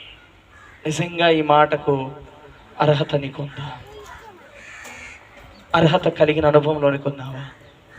ఇంకా ఆ కాపరి కింద నువ్వు ఉండకుండా ఆ కాపరికి వ్యతిరేకంగా నువ్వు జీవిస్తున్నట్టయితే దేవుడు నిన్ను చేతులు దాచి పిలుస్తూ ఉన్నాడు. ఆయన ప్రేమతో నిన్ను పిలుస్తా ఉన్నాడు. ఆయన కాపరితత్వం కిందకి నువ్వు వస్తే నిన్ను కాపాడుతాడు, నిన్ను రక్షిస్తాడు, నిన్ను స్వస్థపరుస్తాడు, నిన్ను, నీ కుటుంబాన్ని దీవిస్తాడు, నీ అక్కరలు, నీ అవసరతలు తీరుస్తాడు, నీ కోల్పోయినవన్నీ తిరిగి ఇవ్వగలిగిన దేవుడు అని నేను జ్ఞాపకం చేస్తున్నాను. ఎక్కడ నిందించబడినావు, ఎక్కడ అవమానపరచబడినావు, ఎక్కడ గాయపరచబడినావు, ఎక్కడ నువ్వు తక్కువగా చూడబడినావు, అదే ప్రాంతములు నిన్ను తల లేవనెత్తే దేవుడు, చపలగొడి దేవునామని మహిమ, నిన్ను హెచ్చించే దేవుడు, నేను ప్రకటిస్తున్న దేవుడు, కునుకడు, నిద్రపోడు. అయితే నువ్వు చేయవలసింది ఆయన కాపరి కింద ఉండాలి. ఆయన అన్నాడు, నా గొర్రెలు నా స్వరము వింటాయి. ఇప్పుడు నిన్ను ఆయన గొర్రెలుగానే ఆయన అనుకున్నాడు, అందుకే నీకు వినిపిస్తున్నాడు. స్వరం విన్నాక నాకు కాదులే అని వెళ్ళిపోతే, నాకు వద్దులే ఇప్పుడే అని వెళ్ళిపోతే నష్టం జరుగుతుంది తప్ప లాభమేమి ఉండదు. దేవుని సన్నిధిలోనికి వచ్చిన నీ ఒక తీర్మానం తీసుకోకుండా, ప్రభుని చేర్చుకోకుండా ఉండకూడదు. ఖచ్చితంగా తీర్మానం తీసుకోవాలా. ఖచ్చితంగా ఆయన కాపరతత్వం కిందకు ఉండి వచ్చేయాలి. అంటే అలా వస్తే నీకు దేవుని ఉంది. అలా కాకుండా కఠిన హృదయం చేసుకొని ఇప్పుడు ఎందుకులే అని నీ మనస్సు మార్చుకునే ప్రయత్నం చేసి వెళ్ళిపోయినావు అనుకోండి, నీకు నష్టం ఉంది, గొప్ప ప్రమాదము దాగి ఉంది. నీ కుటుంబానికి నెమ్మది ఉండదు, నీకు ఆరోగ్యము బాగుండదు. చివరికి ఎలా కొలగా జీవిస్తావు. చివరికి ఎక్కడికి వెళ్తావు? నరకానికి వెళ్తావు. కారణం, కాపరిని నువ్వు నిర్లక్ష్యం చేశావు, కాపరి మాటను త్రోసివేశావు, కాపరి మాటకు విధేయత చూపుకొనున్నావు. కాపరి అంటే నీకు ఆ ప్రేమ లేదు, కాపరి అంటే ఆయనకు లోబడే తత్వం లేదు. కాపరిని ప్రేమించే అనుభవం నువ్వు ఉంటే నీకు అన్ని ఆయన సమకూడి జరిగిస్తాడంటే. కాపరైన యేసుక్రీస్తు ప్రభు నువ్వు ప్రేమించాలి. ఆ మాట చివరిగా చదివి నేను ముగిస్తాను. ఇక రండి, చివరిగా చదివి నేను ముగిస్తాను. ఇక యోహాను సువార్త 10వ అధ్యాయం, యోహాను సువార్త 10వ అధ్యాయం 12వ వాక్యం చదవండి, లేదా 11 నుండి చదవండి నాన్న. నేను గొర్రెలకు మంచి కాపరిని, మంచి కాపరి గొర్రెల కొరకు తన ప్రాణము పెట్టును. నేను ప్రకటిస్తున్న యేసుక్రీస్తు ప్రభు ఆ సిలువలో ప్రాణాన్ని పెట్టాడు, నీకోసం బలైపోయాడు. మంచి కాపరిని యేసయ్య నీకోసము బలైపోయాడు. తల్లి, చెల్లి, అక్క, మంచి కాపరి యేసయ్య, నీకోసం విలువైన రక్తాన్ని చిందించిన యేసయ్య ఉన్నాడు. నిన్ను ప్రేమించిన కాపరి ఉన్నాడు, నిన్ను వెతికే కాపరి ఉన్నాడు, నిన్ను స్వస్థపరిచే కాపరి ఉన్నాడు, నిన్ను, నీ కుటుంబాన్ని బాగు చేసే కాపరి ఉన్నాడు. ఆ కాపరే నీతో మాట్లాడుతున్నాడు, ఆ కాపరే చేతులు చేసి పిలుస్తున్నాడు. ఇదే మిక్కిలి అనుకూల సమయం, ఇదే రక్షణ దినము. ఈ సమయాన్ని నువ్వు వ్యర్థం చేసుకోవద్దు. అంత మాత్రము కాక అక్కడ చదవండి, 12వ వాక్యం చదవండి. జీతగాడట గొర్రెల పిల్లల జీతగాడు గొర్రెల కాపరి కాడు. యాజకులు కూలికి బోధిస్తారని దేవుని వాక్యం రాస్తుంది. యాజకులు ఏం చేస్తారంట? కూలికి బోధిస్తారు. అంటే జీతాలు ఇస్తే వాక్యం చెప్తారు. ఇంకా జీతాలు ఇవ్వకపోతే ఇంకా చెప్పండి, జీతాలు ఇవ్వకపోతే ఇంకా సేవ వద్దు, ఆ పరిచర్య వద్దు, ఇంకా ఏమొద్దు, ఇంక వెళ్ళిపోవటం ఇంకా అంతే. అంటే వీళ్ళు దేనికి పనిచేసేవాళ్ళు? కూలికి జీతాలు. అంతే. డబ్బులు ఇస్తే వాక్యం చెప్తారు, డబ్బులు ఇవ్వకపోతే ఇంకంతే సంగతులు. సంఘం పోషిస్తే నిలబడతారు, లేకపోతే వెళ్ళిపోతారు. అలా కాదు ఈ పరిచర్య, అలాంటిది కాదు. ఏమి ఉన్నను ఏమి లేకపోయినను దేవుడు ఇచ్చిన దాంతోనే ముందుకు సాగే పరిచర్య అంతే. దేవునికి స్తోత్రం. జీతగాడు గొర్రెలు కాస్తా ఉంటాడు జీతం తీసుకొని. పులి వచ్చిందనుకోండి, ఇప్పుడు జీతగా నిలబడి గొర్రెలను కాపాడుతాడంటారా? తన ప్రాణాన్ని కాపాడుకుంటాడు పరిగెత్తి. గొర్రెలు ఏమైపోయినా విడిచిపెడతాడంతే. తల్లి, చెల్లి, అక్క, అన్న, ఈరోజు యేసుక్రీస్తు ప్రభు ఎవరయ్యా అంటే మంచి కాపరి. మంచి కాపరి ఏం చేస్తున్నాడు? ఎటువంటి అడవి మృగం వచ్చినా పారిపోడైనా, ఎటువంటి నీకు శ్రమ వచ్చినా, ఎటువంటి నీకు ఇబ్బంది వచ్చినా, ఎటువంటి నీకు కష్టం వచ్చినా ఆయన నిన్ను విడిచిపెట్టిపోవడం. ఆయన కాపరి, జీతగాడు కాదు ఆయన కాపరి. కాపరి ఏం చేస్తాడు? పోరాడుతాడు. కాపరి పెనుగులాడుతాడు. శత్రువైనటువంటి మృగమైనటువంటి అపవాదిని ఎదురిస్తాడు. ఇప్పుడు రండి, కీర్తన గ్రంథం 23వ అధ్యాయంలోనికి రండి. 2వ వాక్యం చదవండి. కీర్తన గ్రంథం 23వ అధ్యాయం 2వ వాక్యం. త్వరగా స్పీడ్గా చదవండి, అన్న టైం అవుతుంది. ఇంకా పచ్చిక గల చోట్లను ఆయన నన్ను పరుండ చేయుచున్నాడు, శాంతికరమైన జలముల యొద్ద నన్ను నడిపించుచున్నాడు, నా ప్రాణమునకు ఆయన సేద తీర్చుచున్నాడు, తన నామమును బట్టి నీతి మార్గములలో నన్ను నడిపించుచున్నాడు. చప్పట్లు కూడా దేవుని నామాన్ని మహిమపడతాం. హల్లెలూయా. పచ్చిక కలిగిన చోట్లకు ఆయన తీసుకెళ్తున్నాడు, శాంతికరమైన జలముల యొద్దకు ఆయన నడిపిస్తున్నాడు. అంత మాత్రమే కాదండి, అక్కడే రాయబడిన మాట ఏంటంటే నీతి మార్గములలో నన్ను నడిపించుచున్నాడు. నీతి మార్గములలో నడిపిస్తున్నాడు. పాపపు మార్గములో కాదు, చీకటి మార్గంలో కాదు, వెలుగు మార్గంలోనికి, నీతి మార్గంలోనికి నడిపిస్తున్నాడు. ఇది కాపరి లక్షణం. దేవునికి స్తోత్రం. ఈ కాపరి అక్కడే అన్నాడు, గాఢాంధకారపు లోయలో ఒకవేళ నేను సంచరించినను ఏ అపాయము నాకు భయపడను అంటున్నాడు. ఎందుకంటే యెహోవా నా కాపరి కాబట్టి నాకు భయం లేదు. ఇంకా ఒకవేళ నేను నడిచే స్థలంలో ఒకవేళ అంధకారం వచ్చినా, గాఢాంధకారం వచ్చినా, లోయ వచ్చినా, ఎటువంటి పరిస్థితులు వచ్చినా నేను భయపడను. ఎవరు అంటున్నారు ఈ మాట? యెహోవా నా కాపరి అన్నారు, చూసారా? వారు అంటున్న మాట. ఇప్పుడు నువ్వు కూడా అన్నావు కదా, యెహోవా నా కాపరని. చిన్న చిన్న విషయానికి ఎందుకు భయపడుతున్నావు? కాపరి ఉన్నాడు కదా, కాపాడేవాడు ఉన్నాడు కదా. నువ్వు కేకేయవలసింది కాపరిని కదా, నువ్వు పిలవలసింది కాపరిని కదా, నువ్వు తెలియచేయవలసింది కాపరి కదా. నువ్వు కాపరికి తెలియచేస్తే నీకు ఏం అపాయం వచ్చిందో ఆయన ఏం చేస్తాడు? అపాయంలో నుండి బయటికి తీసుకొస్తాడు. ఒక్కోసారి కొన్ని గొర్రెలు కుంటుతూ ఉంటాయి. అయితే గొర్రెలు ఆగిపోవటం చూసి ఎందుకు కుంటుతుంది అని గమనిస్తాడు కాపరి. ఒకవేళ ముళ్ళు ఏదైనా కుచ్చుకొని ఉంటే తీసేస్తాడు. ఒకవేళ కాలు ఏదైనా దెబ్బ తాకిందంటే భుజాల మీదకి ఎత్తుకొని ముందుకు నడిపిస్తాడు. దేవునికి స్తోత్రం. ఆ కాపరి నేను ప్రకటిస్తున్నటువంటి యేసయ్య, నిన్ను చేరదీసేవాడు, నిన్ను ముందుకు నడిపించేవాడు. తర్వాత చదవండానా? నా శత్రువుల ఎదుట నువ్వు నాకు భోజనము సిద్ధపరచు, నూనెతో నా తల అంటి ఉన్నావు, నా గిన్నె నిండి పొర్లుచున్నది. నిండి పొర్లే అనుభవంలోనికి రావాలి. నిండి పొర్లే అనుభవంలోనికి రావాలి. పిల్లరా, నిండి పొర్లే అనుభవం ఎప్పుడు వస్తుందంటే, ఒక డాక్టర్ బిఆర్ అంబేద్కర్ గారు ఎన్ని గంటలు చదివేవాడంటే, రాజ్యాంగాన్ని రాసిన ఆయన, రాజ్యాంగ నిర్మాత, 21 గంట చదివేవాడంట బుక్. ఎన్ని గంటలమ్మా? రోజుకి 24 గంటలు ఉంటే, అమ్మ కొంచెం ఇట లోపలికి చదువుకోండి, కొంచెం లోపలికి చదువుకోండి. 24 గంటల సమయం ఉంటే 21 గంట చదివేవాడంట. ఇప్పుడు చెప్పండి, బైబిల్ గ్రంథం ఎవరైనా 21 గంట చదివిన వారు ఉన్నారా? ఇక్కడ ప్రార్థన చేసిన వారు ఎవరైనా 21 గంట ప్రార్థన చేసిన వారు ఉన్నారా? ఒక రోజుల్లో ఒక రాత్రల్లో దేవునితో గడిపిన అనుభవం కలిగిన వారు ఉన్నారా? సమస్యలు చెప్పమంటే పుట్టలు చెప్తారు. ఎవరికి? పాస్టర్కి చెప్తారు. అవసరమైతే పాస్టర్కి ఉపవాసం పెడతారు. అన్నా నువ్వు ఉపవాసం ఉండి ప్రార్థన చేయన్నా, కానీ ఉపవాసం ఉండి ప్రార్థన చేయరు, దేవునితో గడపరు. సమస్య ఉంది కదా, మనం మోకరిద్దాము, ప్రార్థన చేద్దాం. ఒక్కరోజు నిద్ర లేకపోయిందిలే, దేవునితో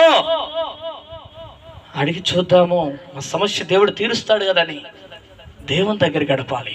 పిల్లారా చూడండి, అక్కడ రాయబడిన మాట ఏంటంటే, నా శత్రువులు ఎదుట నీవు నాకు భోజనము సిద్ధపరచదు.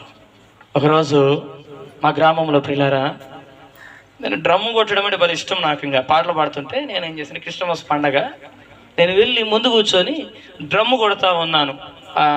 ఒక మందిరంలోనికి వెళ్ళి డ్రమ్ము కొడతా ఉంటే అందరు పాటలు పాడుతున్నారు, బాగా ఉద్యోగంగా పాడినారు, బాగా డ్రమ్ము.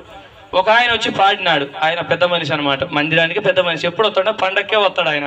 నేను ఎప్పుడు చూడలేదు ఆయన్ను. ఆ పండగ రోజే చూశాను. పండగ రోజు పాట పాడుతున్నాడు. పండగ రోజు పాట పాడుతుంటే నేనేం చేశానంటే, ఎవరో పిలుస్తున్నారు బయట అంటే ఆ డ్రమ్ ఆడ పక్కన పెట్టి బయటికి పోయినా. బయట మాట్లాడి వచ్చేసరికి ఆయన పాట అయిపోయింది. మరలా అందరూ పాడుతున్నారు, మళ్ళీ నేను అందరికి డ్రమ్ కొడతా ఉన్నా. ఆయనకు ఎక్కడ లేని ఇంకా కోపం వచ్చింది. ఇంకా నేను పాడుతున్నప్పుడు డ్రమ్ కొట్టలే, అందరూ పాడుతున్నప్పుడు ఉద్యోగకరంగా వచ్చిన నేను ఆయన కళ్ళు కనపడవు. ఇంకా చూడండి ఇప్పుడు ఇంకా తిట్టు కాదండి, ఇంకా తిట్టు యాడా మందిరంలోనే తిడుతున్నాడు. ఇంకా పిల్లారా, ఇట్లాంటి పెద్ద మనుషులు కూడా ఉంటారని అప్పుడు తెలిసింది నాకు. మేము అన్ని జనం ప్రభుని నమ్ముకొని మందిరాన్ని చిన్నగా పోతుంటే ఆ రోజు తిట్లు తిన్నా నేను దేవుని మందిరంలో. అప్పుడు అనిపించింది, దేవా నా తప్పు అయిపోయింది ఆయన. ఈసారి ఆయన ఎప్పుడు వస్తున్నా కూడా నేను ముందే చెప్పాను, నేనే డ్రమ్ కొట్టిన సంగతి ఆయనకి చెప్పకుండా ఈసారి నేనే డ్రమ్ కొడతాను, నువ్వు ఖచ్చితంగా వారం ప్రార్థనకని వారం తీసుకొచ్చి దేవుని మందిరంలో కూర్చోబెట్టి ఆయనతో పాటలు పాడించేవాడిని. దేవునికి స్తోత్రం. సంవత్సరానికి ఒకసారి వస్తాడు ఆయన. ఇప్పుడు రోజు వారం ఇంటికి పోవటం, నేను డ్రమ్ము కొడతాను నువ్వు పాటలు పాడదురా, నేను డ్రమ్ము కొడతాను నువ్వు పాటలు పాడదురా. చూడండి ప్రియులారా, మరణం వరకు దేవుని పాటలు పాడి ఇంకా ప్రభుని తెలుసుకొని ప్రభులో మరణించాడు. తల్లి, చెల్లి, అక్క, ఎందుకు ఈ మాటలు జ్ఞాపకం చేస్తున్నానంటే, నాకు శత్రువుగా ఉన్నాడు, నన్ను తిట్టాడు, అయితే ఇంటికి పిలిచి నాకు భోజనం పెట్టాడు. దేవునికి స్తోత్రం.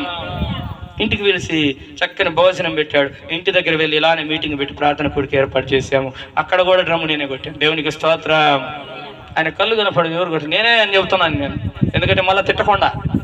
వెళ్ళారా, ఈరోజు మనకు చక్కగా వాయిద్యాలు వాయించే బిడ్డలను దేవుడిచ్చాడు, పాటలు పాడే బిడ్డలను దేవుడిచ్చాడు, చక్కగా పాటలు పాడేవాళ్ళు, చక్కగా ప్రార్థన చేసేవాళ్ళని దేవుడిచ్చాడు, చక్కగా ఆరాధన చేసేవాళ్ళని దేవుడిచ్చాడు.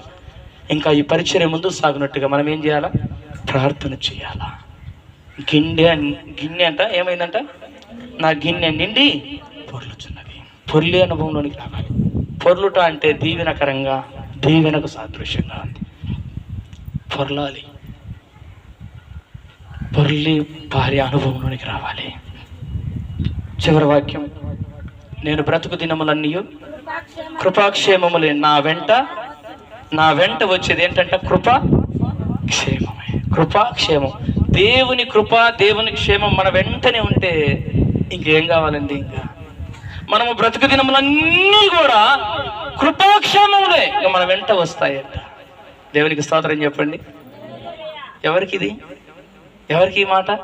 యెహోవా నా కాపరి అన్నవారికి. నీకు కూడా ఆయన కాపరిగా ఉండడానికి ఈ మాటలు వినిపిస్తున్నాడు. నువ్వు కూడా ఆయన మాటకు లోబడు. చివరి మాట చదవన్నాను. ఇంకా చిరకాలం యెహోవా మందిరమున నేను నివాసము. ఇంకా చిరకాలం ఎక్కడ నివాసం చేస్తాడంట? మందిరములో నివాసం. తరలోంచండి, ప్రార్థన చేస్తాం. యేసయ్యా, నా కాపరిగా నువ్వు ఉండాలయ్యా. నీకు వందనాలు, స్తోత్రాలయ్యా. ఈరోజు నుండి నిన్ను నమ్ముకొని నీ మార్గంలో సాగుతానయ్యా. నన్ను రక్షించు, నన్ను కాపాడు, నన్ను భద్రపరచు. ఇది మొదలుకొని నీ కొరకు నేను జీవిస్తానయ్యా, పరిశుద్ధంగా బ్రతుకుతానయ్యా. ఒక తీర్మానం తీసుకుంటావా? తల్లి, చెల్లి, అక్క, ఒక తీర్మానం తీసుకుంటావా? ఈ రోజు నేను ప్రభు కొరకు బ్రతుకుతాను, ప్రభు కొరకు జీవిస్తాను, ప్రభు కొరకు నమ్మకంగా సాగుతాను. యెహోవా నా కాపరి, నా కాపరి, నా కాపరి, నాకు లేమి కలగదు, లేమి కలగదు. నేను దేవుని మందిరములో నివాసం చేస్తాను, దేవుని మందిరములో నివాసం చేస్తాను. నీవుంటే నాకు చాలు యేసయ్యా, నీ వెంటే నేను ఉంటానేసయ్యా. నీవుంటే నాకు చాలు యేసయ్యా, నీ వెంటే నేను ఉంటానేసయ్యా. నీ మాట చాలయ్యా, నీ చూపు చాలయ్యా, నీ తోడు చాలయ్యా, నీ నీడ చాలయ్యా. నీ మాట చాలయ్యా, నీ చూపు చాలయ్యా, నీ తోడు చాలయ్యా, నీ నీడ చాలయ్యా. నీ ఉంటే నాకు చాలు యేసయ్యా.